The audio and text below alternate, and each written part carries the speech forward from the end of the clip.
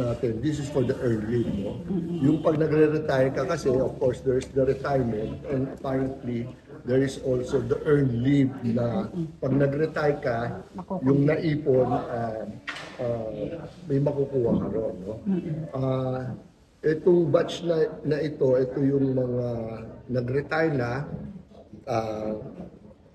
nabigay na ito yung kanilang mga retirement, yung bulk ng retirement nga, they did not file any adverse claim against INEC, so everything was in order. So nabigay na po yung kanilang retirement. No? Yung earned leave talaga nahuli yun dahil nagkaroon po ng question doon sa computation on how they get earned leaves. No?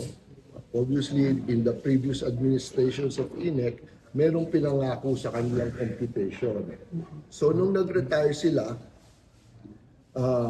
they were trying to get their earned leave, monetized earned leave based on that own computation. So dito tayo natagalan because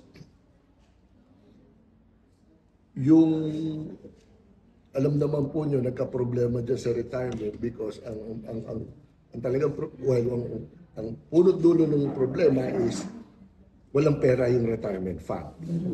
Obviously, everybody has been aware, separate issue, may mga nagkaso-kaso tayo doon, so separate issue yun. But again, naapektuhan nga yung retirement fund, kaya nga hindi sila nabayaran kaagad. So nabayaran na sila. Ito rin, yung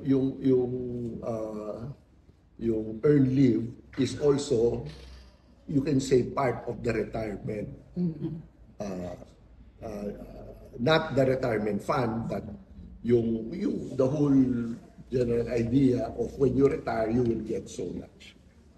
All of that kasi was not approved by NEA, the retirement plan, and also the computation of what was promised to them dun sa computation ng earned leaves.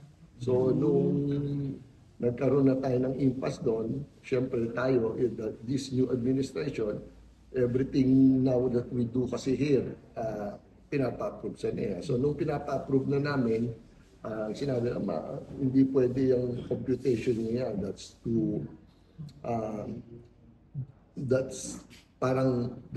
generous to the detriment of the electric cooperative.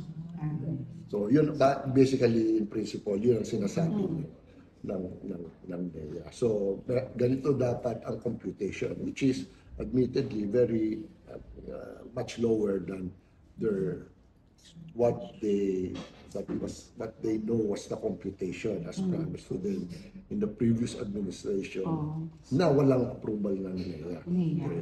Walang approval yun ng NEA because even if they sought approval, hindi yun ipa-approve dahil hindi nga yun, medyo against the interest of the electric co. Sir, klaro lang, what was the basis of the new computation? Meron silang, may computation talaga ang NEA for early leave. That's how they computed for all ECs. Pero yung mga naunang computation kasi, computation lang yung mga nagmamanage ng INEC before. Correct. Self-imposed. So yung